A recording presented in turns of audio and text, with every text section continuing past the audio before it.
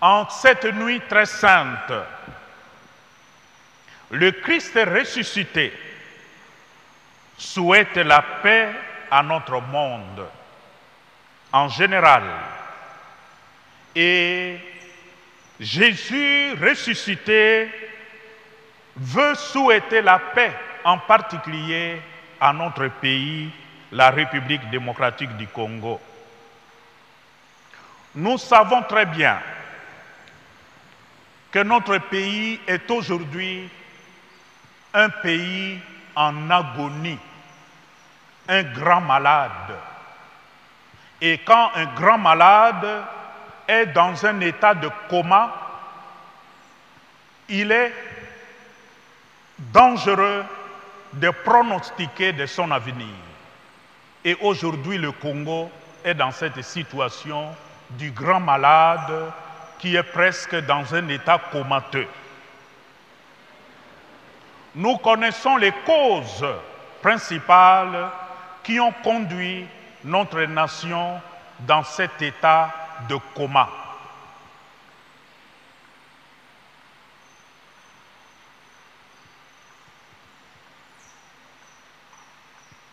La cause que tout le monde connaît et qu'on ne cesse de répéter et de redire sur les ondes de radio, à la télévision, partout on crie, naturellement, c'est la voracité des grandes compagnies minières, des grandes nations qui envient, qui ont besoin de ressources premières, les ressources minières, la forêt, les eaux du Congo pour faire tourner leurs usines.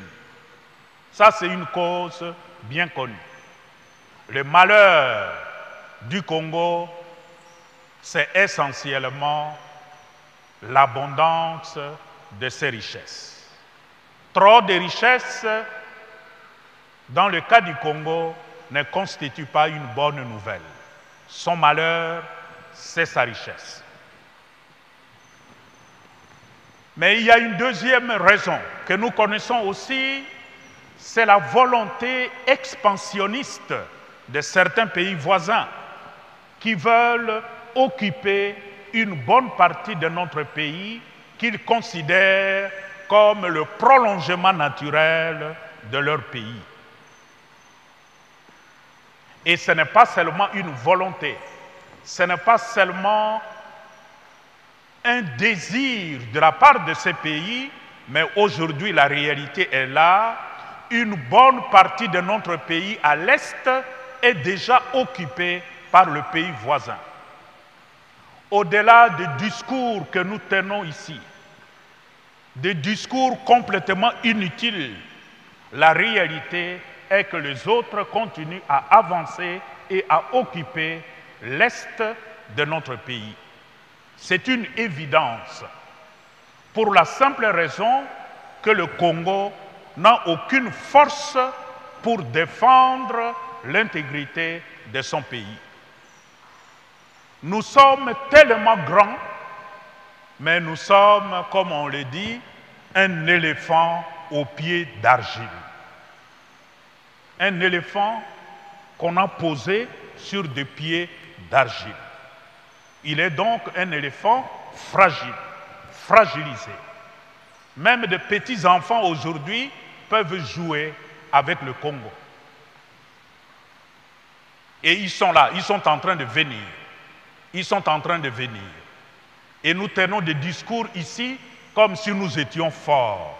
La vérité, c'est que le Congo n'a pas d'armée. Le Congo n'a pas d'armée. Et c'est très grave pour une nation comme la nôtre. Au-delà de ces deux raisons qui viennent de l'extérieur, nous constatons que notre pays est aujourd'hui placé dans un état comateux.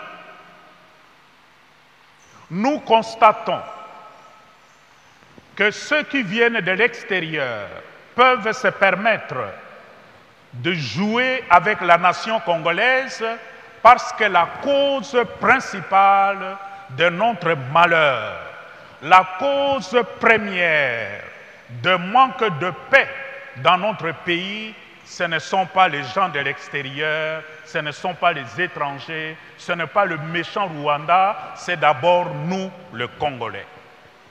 Notre irresponsabilité a fait que nous posons aujourd'hui des gestes qui ne permettent pas l'éclosion de la paix dans notre pays. Comment voulez-vous un pays qui est occupé, une partie du pays qui est occupée? Comment voulez-vous un pays qui est attaqué de l'extérieur, mais nous, au niveau de Kinshasa, au niveau du siège des institutions, nous continuons à poser des gestes, nous continuons à poser des actes qui ne vont pas dans le sens de la consolidation de l'unité nationale, de la cohésion nationale. Nous continuons, et c'est tout ce qui nous préoccupe depuis les élections qui se sont passées fin décembre. Jusqu'aujourd'hui, ça fait 3 mois, notre pays est pratiquement paralysé pour la simple raison que toute la classe politique s'est invitée autour du grand gâteau qu'on est en train de se disputer. Pendant que le pays est en guerre, pendant que l'ennemi avance, tout ce qui nous intéresse, c'est la part du gâteau. Comment nous pouvons tout faire pour nous retrouver au Parlement, nous retrouver au gouvernement, nous retrouver à la tête des portefeuilles. Ce comportement est un comportement qui est tout à fait en incohérence si nous considérons la situation délicate, dangereuse de notre pays. Un pays qui est attaqué, un pays qui se sait en guerre, la première chose, on s'assoit autour d'une table pour former ce qu'on appelle le front commun. Or, aujourd'hui, il n'y a pas de front commun. Le front commun n'existe pas. Comment voulez-vous, et des fils du pays qui partent d'ici, même de Kinshasa, et qui vont aller rejoindre la rébellion à l'Est? Posons-nous la question, pourquoi? Pourquoi? Nous pouvons nous énerver contre ceux qui sont partis. Nous pouvons les traiter de traîtres. Ils ont pris la cause de l'ennemi.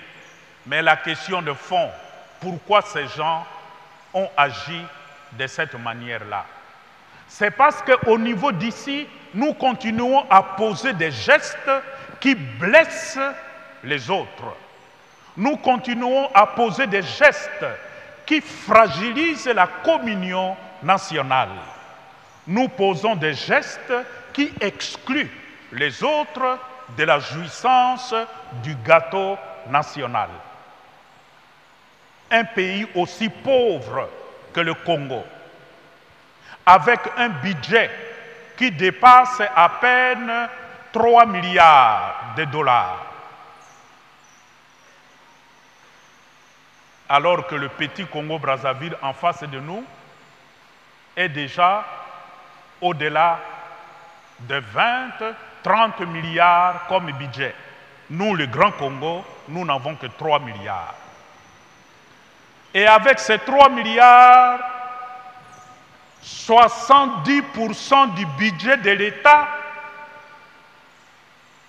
est consommé uniquement par la classe politique.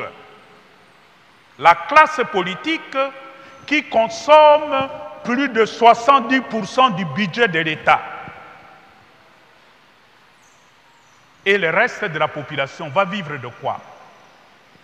Comment voulez-vous un pays aussi pauvre que le Congo, avec 3 milliards comme budget, ces députés sont considérés comme les députés le mieux payés au monde? Plus de 30 000 dollars, plus. 30 combien? 33 $000 pour un député, alors qu'un professeur d'université qui a fait une thèse de doctorat et qui est considéré comme un savant est payé avec un salaire de misère. Ce genre de comportement fait le lit des mécontents, et tous ces mécontents, demain, ils iront rejoindre ceux qui sont à l'Est et reviendront demain chez nous en se proclamant des libérateurs, comme nous avons déjà eu dans ce pays. Les libérateurs. Et plus on nous libère, plus nous sommes malheureux.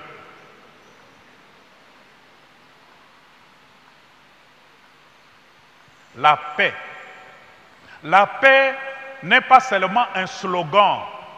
La paix n'est pas seulement une théorie, mais la paix est quelque chose que nous devons construire ensemble.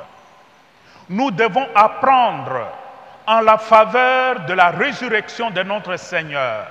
Nous devons apprendre à poser des gestes, à poser des actes qui créent la paix, non seulement pour moi, mais aussi pour mes frères et sœurs.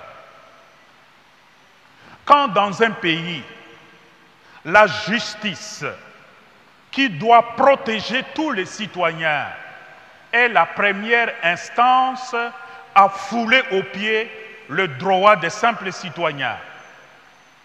Au nom de la justice, aujourd'hui au Congo, on peut te ravir ta parcelle, ta maison. Et tu ne sais pas vers qui te tourner. Tu ne sais pas vers qui te tourner. Et tous ces mécontents, à qui on ravit des parcelles, on ravit des concessions, des maisons, en toute impunité, tous ces gens deviennent des mécontents. Demain, ils iront rejoindre ceux qui sont à l'Est. Et quand ces gens-là arriveront ici, ils les accueilleront comme des libérateurs. Voilà les risques que nous sommes en train de prendre aujourd'hui dans notre pays en posant des gestes dangereux, en passant l'essentiel de notre vie, en courant autour des biens matériels, autour des honneurs, tout simplement pour nous et pour notre famille, pendant que le gros de notre peuple croupit dans la misère la plus noire. La ville de Kinshasa, aujourd'hui, est une ville abandonnée. Kinshasa est abandonnée.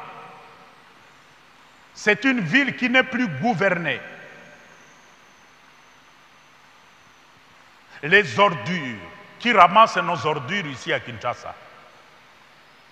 Nos ordures vont terminer dans les rivières, les cours d'eau, les caniveaux et même sur le chemin, au vu et au su des autorités qui sont chargées de veiller à ces choses-là. Et on peut se poser des questions, mais où sont les autorités municipales? Ils ne sont pas là. Kinshasa est une ville abandonnée. Et cet abandon donne l'impression que ça n'inquiète pas les autorités. Il n'y a personne qui prend au sérieux le risque que notre nation est en train de courir en abandonnant sa capitale telle qu'on le fait aujourd'hui. La circulation dans la ville de Kinshasa devient pratiquement impossible. Même en voiture, tu ne peux plus te déplacer d'un coin de Kinshasa à l'autre, partir à temps et arriver à temps. Ça devient impossible. Kinshasa est abandonné. Et un peuple abandonné ne rêve que du moment où quelqu'un viendra à son secours. Ces sentiments que nous commençons à enregistrer ici à Kinshasa se vit déjà à l'Est. Et il y a des Congolais qui vivent maintenant en intelligence parfaite avec les occupants parce qu'ils comparent le temps qu'ils étaient sous le gouvernement, sous le pouvoir de Kinshasa, et aujourd'hui, ils sont sous le pouvoir des occupants. Ils considèrent qu'avec cela, l'administration fonctionne très bien. Leurs enfants vont à l'école. Le système de santé commence à s'organiser. Naturellement, ils les accueillent à bras ouverts. Est-ce que nous mesurons les conséquences d'abandonner un peuple comme le peuple congolais est aujourd'hui abandonné? Face à cette situation d'abandon, la célébration de Pâques, la Pâque du Seigneur, la première Pâque célébrée par le peuple d'Israël, a été essentiellement une célébration de libération. La sortie d'Égypte, la sortie de l'esclavage d'Égypte, la sortie du joug des pharaons. Et Pâques pour nous doit signifier que la grâce de la résurrection du Seigneur, comme nous l'avons chanté dans Bondaya Pasika, doit nous aider à rompre avec le joug, ce joug qui nous ramène à l'état d'esclavage dans notre propre pays. Nous sommes au Congo, mais nous sommes aujourd'hui constitués en esclaves dans notre propre pays, et particulièrement à Kinshasa. Ceux qui ont le contrôle de l'économie de Kinshasa, aujourd'hui, ce ne sont plus des Congolais. Ce sont des étrangers, des Indiens, des Pakistanais et des Libanais qui imposent leurs lois et qui maltraitent des Congolais avec la complicité des autorités de notre pays. Et ils sont au-dessus de la loi. C'est eux qui achètent partout, c'est eux qui construisent partout, c'est eux qui ont le secteur de finances, tout le système d'économie de notre ville de Kinshasa est dominé par ces trois catégories d'étrangers. Et nous, Congolais, qu'est-ce que nous faisons là-dedans? Qu'est-ce que nous faisons dans notre pays? Il y en a parmi nous qui voyagent. Tu arrives dans un pays étranger, est-ce que tu peux imposer ta loi dans un pays qui t'accueille comme les étrangers imposent leurs lois dans notre pays? Et s'ils le font, c'est parce qu'ils ont le soutien de nos autorités. Ils le font avec la complicité de nos autorités qui ont abandonné le peuple, qui s'allient avec des étrangers pour continuer à rançonner le peuple. Cette situation ne peut plus continuer à perdurer. Et un peuple, il peut descendre jusqu'au bas-fond de la souffrance. Aujourd'hui, le Congo a touché le bas-fond de la souffrance. Et quand on a atteint le bas-fond de la souffrance, il n'y a plus que deux possibilités. Ou alors, on redresse la tête pour ne pas mourir, ou on accepte tout simplement de mourir passivement, tranquillement. L'exemple du peuple d'Israël est là pour nous dire, nous n'avons pas le droit de croiser les bras et attendre que la mort vienne nous décimer comme peuple. Nous ne devons pas croiser les bras et attendre que notre nation congolaise disparaisse comme ça a commencé à l'Est. On a toujours parlé du risque de balkanisation. Nous, les évêques, nous avons toujours attiré l'attention sur le risque de balkanisation. Aujourd'hui, nous en sommes là. Notre pays est en train d'être dépecé devant nous et nous regardons, nous assistons, nous voyons et nous faisons comme si ce n'était pas notre pays qu'on est en train de dépecer. Demain, nous n'aurons que nos yeux pour pleurer lorsque le Congo sera divisé en plusieurs nations. Et le processus est déjà en marche à l'Est. Puisse la grâce de la résurrection du Seigneur Jésus-Christ nous donner la force, mais surtout l'intelligence de faire des analyses approfondies et comprendre les causes réelles de notre malheur et demander au Seigneur de nous donner la force de redresser la tête et dire « Moi, je ne veux pas mourir, je ne veux pas mourir.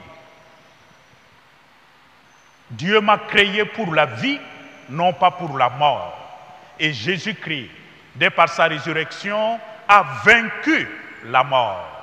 La mort n'a plus le dernier mot sur moi, sur ma communauté, sur ma famille, sur mon pays, qu'est la République démocratique du Congo.